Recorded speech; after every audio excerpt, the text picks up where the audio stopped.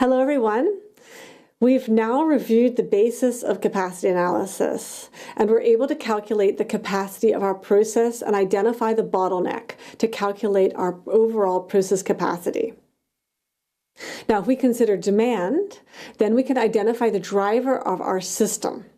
Either we're limited by the capacity of our bottleneck, or we're limited by the demand, and this gives us our flow rate, how many units we will produce to meet the demand in a certain period of time, given our resources and their capacities. With this flow rate, we can calculate the resource utilization. And we've also looked at how variation affects our process, and we understand that queuing, or flow units waiting, occurs in our system even when enough capacity exists. And in language from the last lecture, this means that even when the bottleneck has a resource utilization less than 100%, we will see inventory in the process waiting. Now, in this session, we want to touch on the demand side of things, and we want to introduce the concept of takt time, as well as talk about the importance of demand management in lean production. The learning objectives are to define and calculate takt time, to understand how using takt time keeps the system aligned to a steady customer demand and helps to eliminate waste. And finally, we want to list techniques to help manage and smooth demand. Now, we've learned about supply in terms of our resource capacity, and we've learned that the flow rate is equal to the minimum of demand and process capacity, minimum of demand rate and process capacity. Now, demand information comes first from the customer, generally at a higher level of aggregation, enters into the planning systems where it's then, for example, compared to existing stocks, looking at safety stocks, for example. It might be aggregated into different capacity corridors to optimize the production. Clearly, though, our goal is to match the supply and demand, and ideally we'd want to match it perfectly. But what's the problem? Well, demand changes, and supply may not be perfectly guaranteed. So what is our solution for this difficult problem? I think we all know this well. We tend to build up a buffer of inventory in our system. Then we can match supply and demand. We always have a buffer in case we have extra demand, or in case our supply somehow doesn't respond as fast as we'd like. But what does lean production say about this sensible, normal, acceptable solution? Well, we just look again at our 7 wastes, right? Transportation, inventory, motion, waiting, overprocessing, overproduction, and defects. And clearly, this inventory buffer means that we're producing more than our demand. We have the easy solution. We make sure we meet customer demand. We have no problems here, but we are overproducing and creating excess inventory in our system. This is waste. They lead, as we learned, to longer flow times, and we have the risk then of also hiding defects. So this brings us then to the important concept of takt time. But before we do this, just think how many times you use this simple inventory buffer solution every day. We always build a buffer so that we're not short. Being short of parts or services, or if we're late, it means stress. It means that we have angry customers, we have to do emergency shipments. Lean production, though, it doesn't mean that we should be short. It doesn't mean that our supply and demand shouldn't be matched, but it means improving the system by scrutinizing these wastes, exposing them, and then fixing the problems. So, takt time comes from the German word takt, meaning cycle or beat. And so here I wanted to show off my German. For example, if you say the elevator music repeats on a half-hour cycle, you would say, die Fahrstuhlmusik wiederholt sich im halbstündigen Takt. Or, for example, the shuttle bus runs every 20 minutes. You say the shuttle bus runs im 20-Minuten-Takt.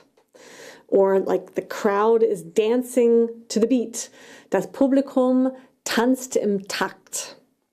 And even you see the word takt for the CPU clock. So CPU Takt or CPU Takt. Takt time is a fundamental concept capturing the regular flow of products from raw materials to work in progress to finished products through a process. And what takt time is the available time in a period divided by the demand in the period. Now, we also call this a production cycle, which is the time between our flow unit outputs in a steadily running system. And again, a takt is a beat or a drum, people often say, of the system. Now, our demand may not be steady and regular, but if you take the average demand in a period, maybe I write that in here, average demand in a period, and assuming we have enough capacity in our system, then you can calculate the takt time for your system. Now, when the input and the process capacity is enough to meet the demand, then the flow rate, as we learned before, is equal to the rate of demand, which means then our production cycle, which is another word for our takt time, is simply equal to 1 over the flow rate. And so when you heard, don't get confused because the units are a little bit confusing. Takt time flow rate, so 1 over flow rate then is going to be units per time period. And this is here as in time. So this would, of course, when you do the inversion, you'd get time over units. So we are saying takt time, but of course it is the time that between our flow unit outputs, so time per unit. So again, takt time, available time in a period over the demand or the average demand in the period. So as an example, and it's very simple, if you have an average demand of 2,400 units per day, again, that has to come from marketing, that has to come information from the customer, but you know you have a working day of 8 hours, so times 60 minutes per hour, that's 480 minutes per day. Calculate the takt time, available time in a period over demand in the period, you end up with 480 over 2,400 or 0.2 minutes, which is equal to 12 seconds. And this means that every 12 seconds, you should produce a part to meet the demand. Now, I'm going to put a little star here. This is a little bit different way of looking at things than we did before. And it's very important for lean production, and we'll see this also again in a later session. We use our takt time, which is given by the demand, to provide a beat or cycle for our production. So in terms of flow rate, again, we're limited here by our demand of 2,400 units per day, which requires that we produce 2,400 units per day in our 480-minute day. So this gives us then 5 units per minute or 1 every 12 seconds, which is our takt time. So if we follow our demand takt or beat, then we do not produce waste and overproduction or inventory, yet we meet our average demand and we keep our production very smooth and regular. Now, what is the significance then for lean production? And if we have to go back again to our tricky Kingman equation, where we saw that we're subject to queuing dependent on our processing time, here P, our resource utilization, and our so-called variability factor, which was a measure of the variation due to the arrival of units to a resource and the variation of processing times for a resource. And we already discussed what we can do. Like we can reduce the processing time P, we can keep the utilization as low as possible. But just now we want to focus on what we can do to reduce the variability factor, and in particular on reducing the arrival variation or the demand variation. Which brings us then to the very important and a very large topic of demand management. For lean production, it's critical to understand the demand and to work to avoid any variation that can be controlled. because we know already that variation in demand is a cause of queuing. But as we'll continue to see throughout this course, demand variation has an effect throughout the production. And Lean helps us to manage that variation to minimize waste. But the first step is to see what we can do upfront to reduce the demand variation. The obvious first step is to improve our forecast accuracy. This often comes, of course, from sales and marketing. Now, if you know exactly your demand, then you can optimize your production perfectly without any variation. And at least from the demand side.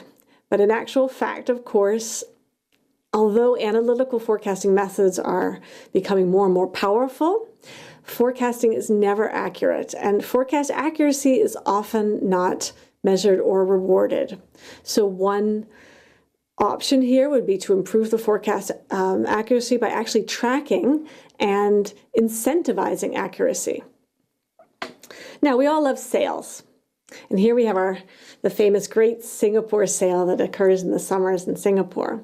But the problem with sales is that sales push demand from sort of a regular, steady demand to peak demand during the sales period. And this is also true for things like quantity discounts. The more you order, the lower the price. So incentives for larger purchases, rather than purchasing what actually needed, whether it be from a quantity discount or from a sale, causes then demand distortion. So eliminating sales, which is actually done by big companies. Stabilizing pricing. I'm sure you've heard of everyday low pricing as a strategic way of keeping demand constant. And eliminating quantity discounts are all ways of managing your demand. Another interesting point to notice is that short-term planning phases are often done in weekly buckets. Computer systems are often refreshed overnight, so that, for example, every day or every evening, an updated supply and demand picture is seen. But the problem is that these systems then are always showing the demand picture, from the day before, from the week before, and midterm planning is typically done monthly. So the overall view of the demand tends to be only valid for the last time period that you're looking at. So if there's a way you can reduce that in your own planning systems, that's one way of helping to at least see the demand or an accurate picture of the demand rather than always planning for the last week or for the last month or even for the last day.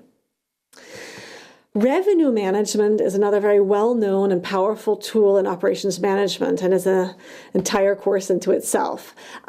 Revenue management means using using pricing to smooth the demand. And there's typical examples in our daily lives, from paying higher rates during peak times, for example, during taxi fares, often used in Singapore. You have peak times where you have to pay more, and that means you're hoping that fewer people will then use the taxis during that time, and the demand will shift to a less popular time.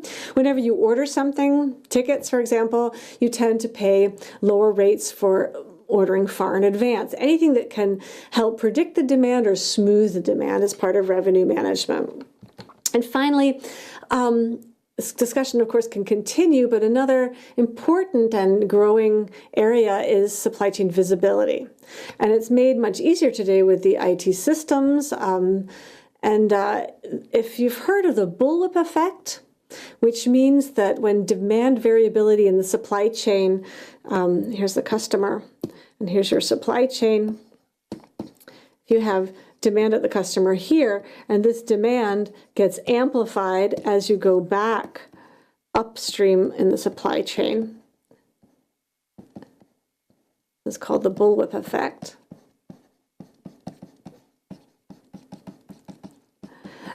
This means that certain parts of your supply chain, if there's a small variation at the customer side in the downstream, you end up with large variation on the upstream, at the upstream resources. So one way of improving that, though, is through supply chain visibility, where all along the supply chain you would see the actual demand from the customer.